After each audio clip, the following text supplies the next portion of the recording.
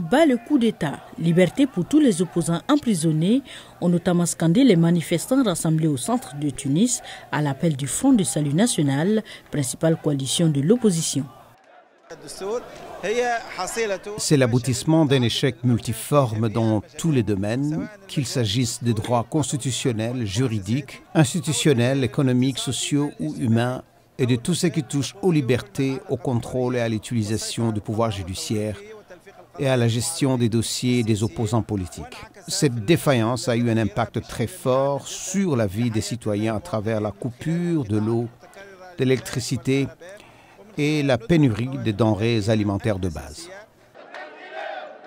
Depuis 2 ans, cette mobilisation n'a pas cessé, même après une vague d'arrestations lancée en février qui a visé des dirigeants politiques de premier plan, parmi lesquels le chef d'Ennahda et ex-président du Parlement dissous, Rachid Ghannouchi.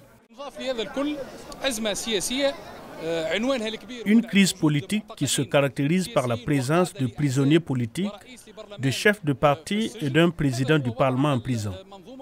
Tel est l'état du système et ce qu'il a impliqué tout au long de cette période. Un retour à l'instauration d'un système de peur à travers les arrestations politiques ainsi que par la circulaire 54 qui restreint la liberté d'expression et s'attaque également à la liberté des médias.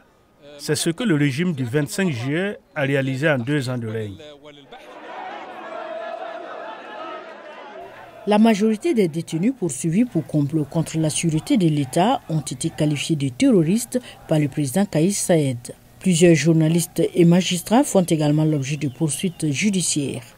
La Tunisie est également secouée par une profonde crise financière et est à la recherche d'aide étrangère. Le pays a récemment signé un accord avec l'Union européenne, obtenant des promesses d'assistance, notamment sur la question migratoire.